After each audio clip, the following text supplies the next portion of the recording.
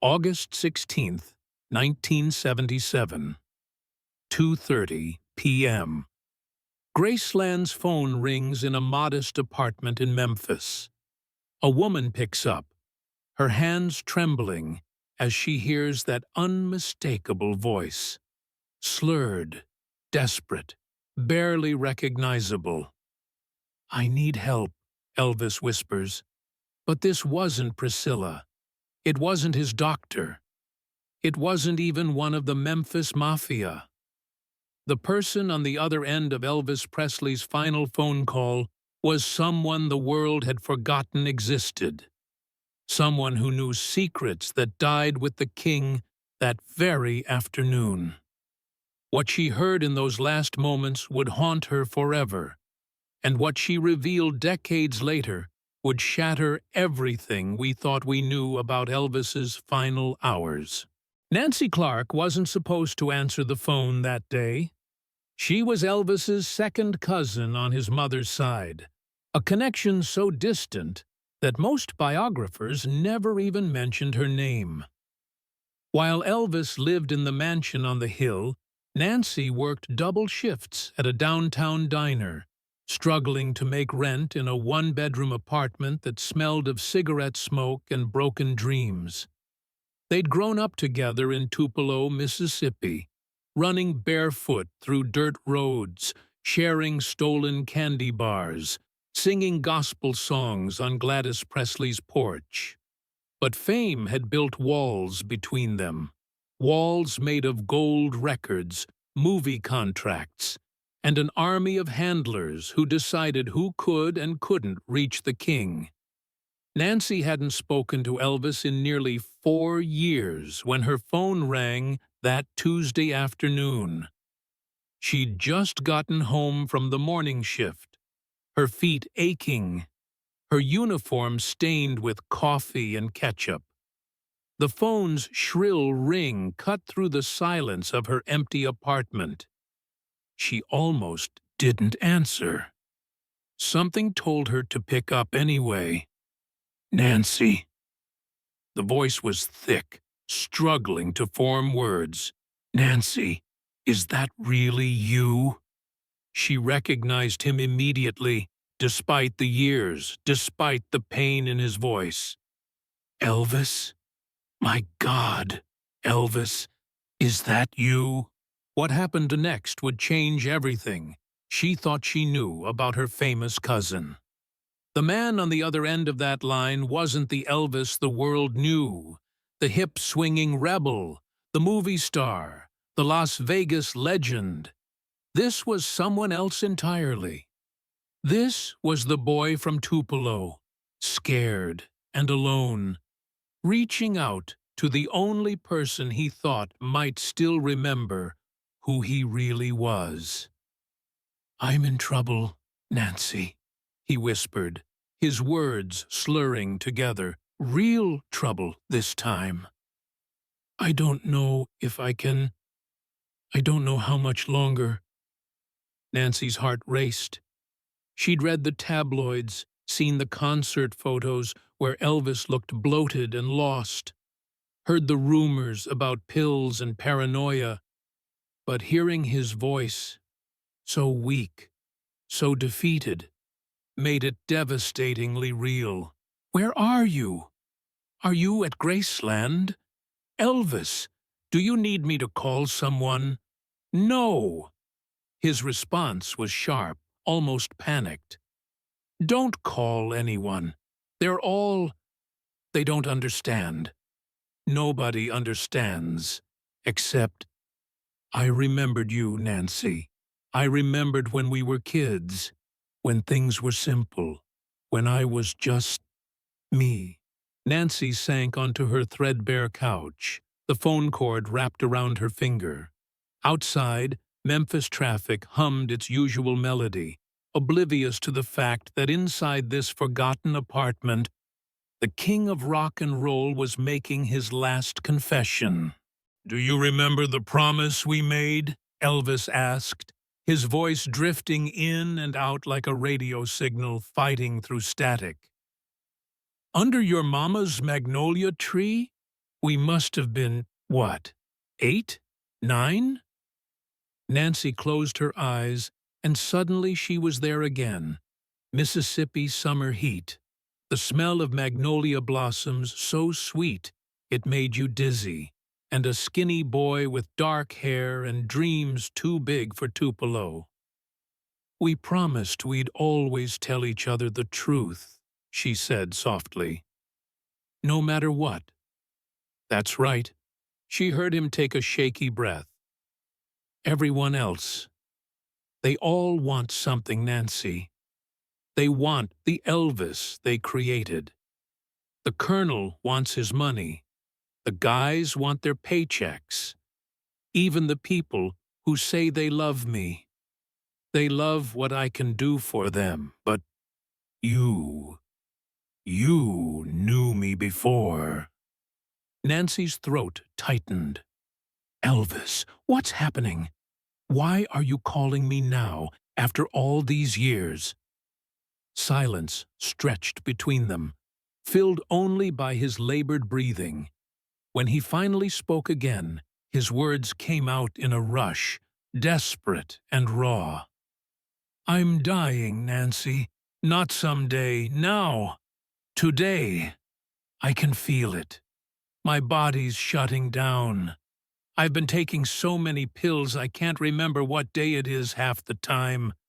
Dr. Nick keeps giving me whatever I ask for, and I keep asking because it's the only way I can.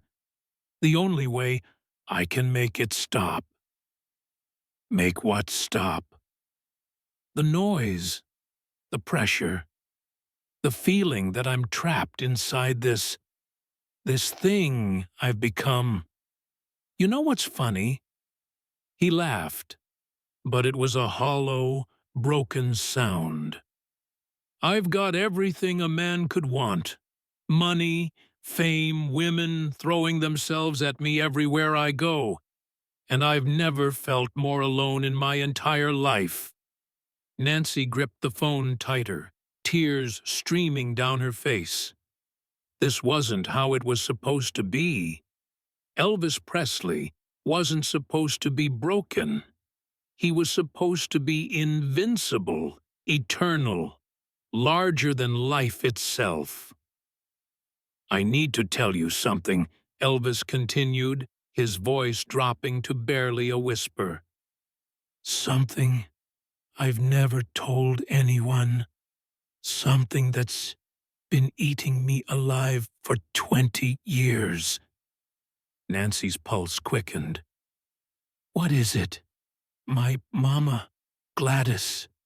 He choked on the name, and Nancy heard him crying on the other end of the line, deep, wrenching sobs that sounded like they were tearing him apart from the inside. She didn't die of a heart attack, Nancy. Not really. She died because of me, because I left her, because I chose this life over her.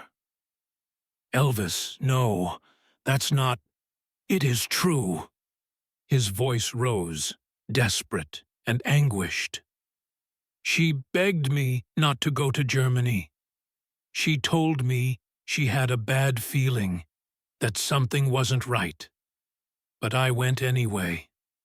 I left her, and she drank herself to death because she couldn't handle what I'd become, what this industry turned me into.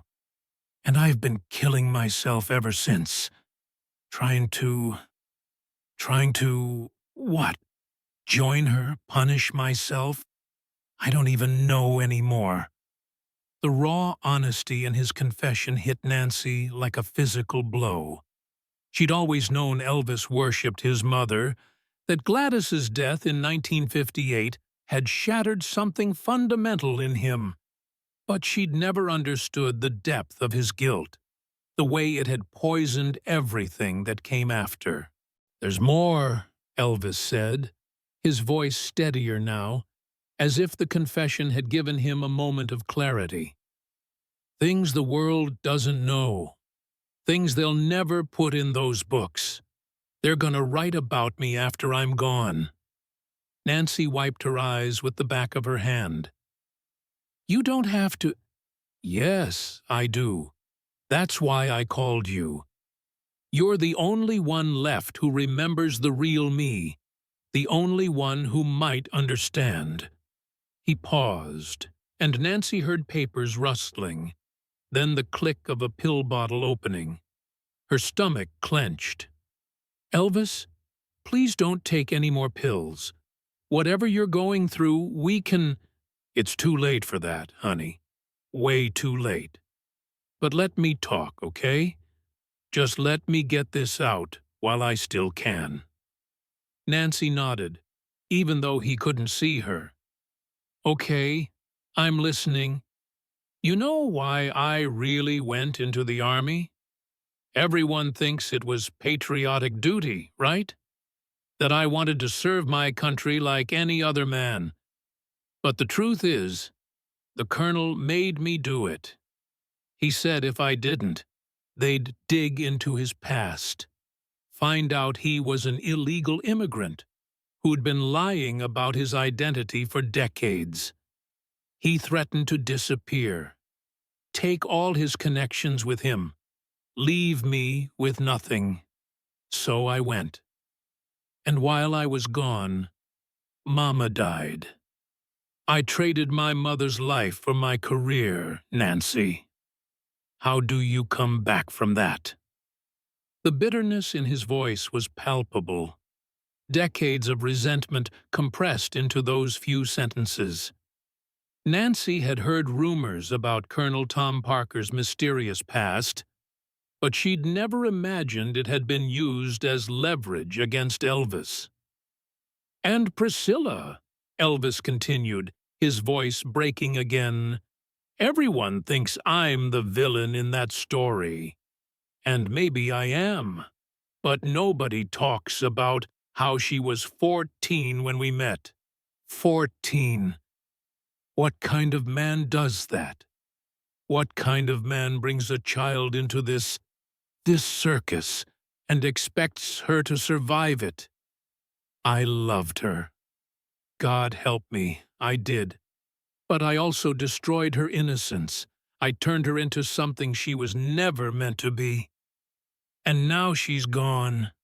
And Lisa Marie looks at me like she doesn't know who I am. My own daughter is afraid of me, Nancy. She's not afraid of you, Nancy said gently. She's just young. She doesn't understand. She understands enough. She understands that her daddy is a mess, that he can't get through a day without enough pills to kill a normal person, that he can't even walk up the stairs at Graceland without getting winded. I'm 42 years old, and I'm falling apart. The vulnerability in his admission was staggering. This was Elvis Presley, the man who'd changed music forever, who'd scandalized America with his hips, who'd been kissed by millions of adoring fans, and he was crumbling under the weight of his own mythology. "Why didn't you ever call before now?" Nancy asked quietly. "Why did you wait until it was too late?" Elvis finished. "Because I was ashamed. Because I didn't want you to see what I'd become. You remember me when I was still pure, Nancy. When I still believed music could save the world. When I thought fame would solve all my problems, instead of creating new ones I never imagined existed. I wanted to keep that version of me alive, in your memory. But now it doesn't matter anymore. Nothing matters except the truth. I need you to do something for me," Elvis said, and Nancy heard a strange finality in his tone that made her blood run cold. "After I'm gone, and Nancy, I'm gonna be gone soon. I can feel it. I need you to remember this conversation. Remember what I told you. The real story, not the legend they're gonna sell. Elvis, please, let me call someone. Let me get you help. It's not too late to— It's been too late for years, honey. I'm just tired of pretending otherwise. He laughed softly, sadly. You know what I've been thinking about? That last concert in Indianapolis, June 26th. I could barely move, could barely sing. I stood up there in that white suit, sweating through everything, and I looked out at all those faces, people who'd paid good money to see Elvis Presley, and all I could think was, they're not seeing Elvis. They're seeing a ghost wearing his clothes. Nancy's tears flowed freely now. You're not a ghost. You're still here. You can still— I read a book today, Elvis interrupted, his voice distant, as if he was talking to himself more than to her. About Jesus, about how he knew he was going to die, but he went to the cross anyway because it was his destiny. You think maybe that's what this is? My destiny? To burn bright and burn out young, to be a warning about what fame does to people. That's not destiny, Elvis. That's just people taking advantage of you. The colonel, the doctors, the hangers-on. They used you up and— No. His voice was firm. I let them. That's the truth nobody wants to hear. I made choices, Nancy. Bad choices.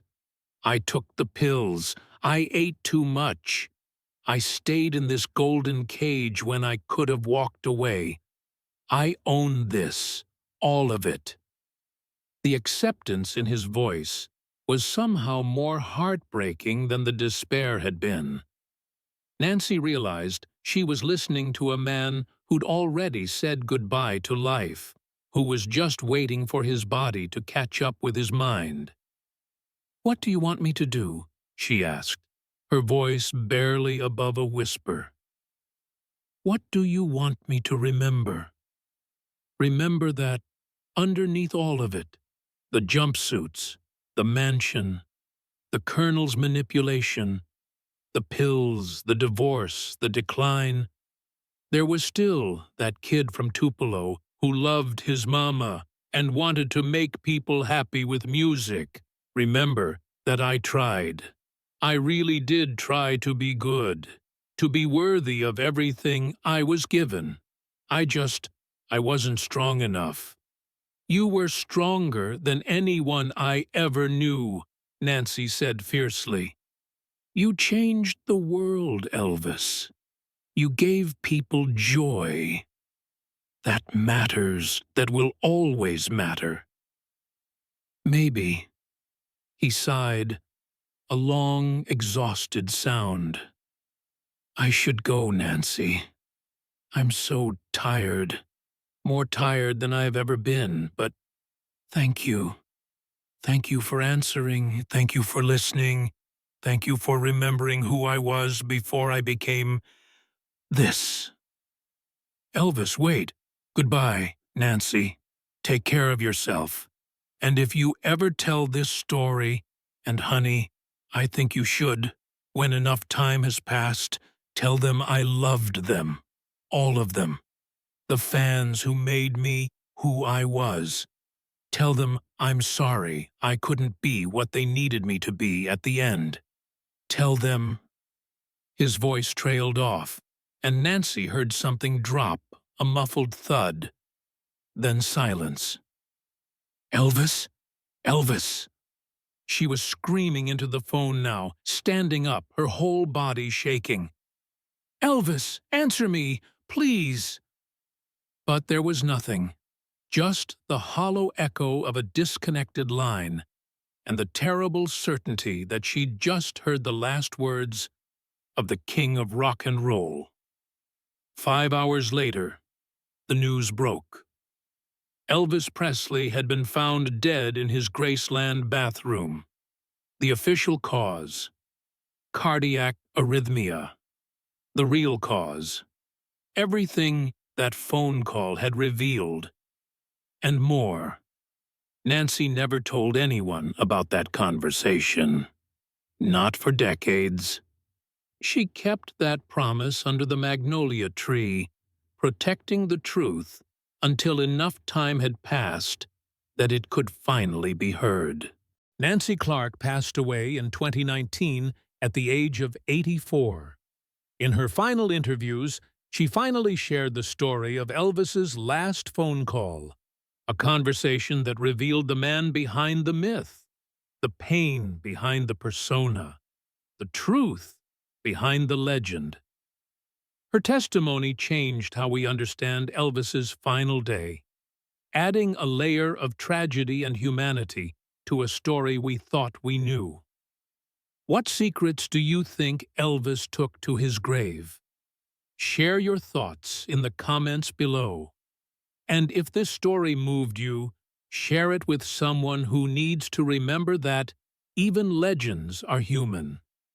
Subscribe for more untold stories from music history that will change everything you thought you knew.